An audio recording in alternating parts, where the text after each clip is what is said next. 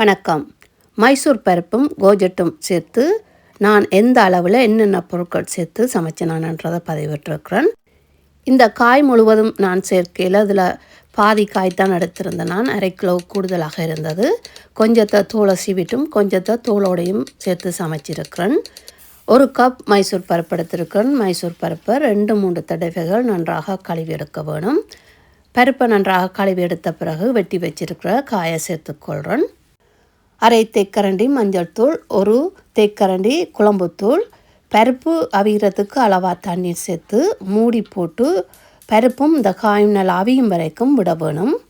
1/2 தேக்கரண்டி சின்ன சீரகம், 1 தேக்கரண்டி மிளகு, 6 பல் உள்ளியை இவ்வாறு இடித்தெடுத்துக்கொள்கிறேன். இவ்வாறு இடித்து உடனே சேர்த்து கறி செய்தீங்களா நல்லா வாசமாகவும் சுவையாகவும் இருக்கும்.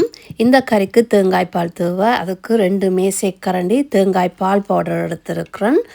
1/2 கப் மெல்லிய சூடான தண்ணீர் சேர்த்து தேங்காய் பால் செய்து எடுத்துக்கொள்கிறேன். இப்போ பருப்பும் இந்த காயும் நல்லா அவிஞ்சு வந்துட்டுது. கறிக்கு தேவையான அளவு உப்பு சேர்த்துக்கொள்கிறேன். இடித்து வச்சிருக்கிற உள்ளி, சின்ன சீரகம், மிளகு அதையும் சேர்த்துக்கொள்கிறேன்.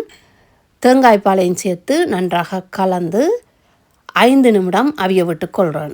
இந்த காயில் பால் கறி பொரியல் செய்தீங்களென்றாலும் நல்ல சுவையாக இருக்கும்.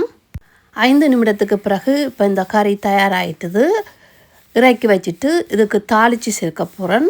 தேவையான அளவு எண்ணெய் விட்டு சூடாகிக்கொள்கிறேன். எண்ணெய் சூடாகியதும் 1/2 தேக்கரண்டி கடுகு, 1/2 தேக்கரண்டி பெருஞ்சீரகம், 2 பொரிப்பட்டதும் 1 வெங்காயம் சேர்த்து கொஞ்ச நேரம் வதங்க விட்டுக்கொள்கிறேன். இந்த கறிக்கு சின்ன வெங்காயம் சேர்த்து சமைச்சிங்களா அது இன்னும் நல்ல சுவையாக இருக்கும்.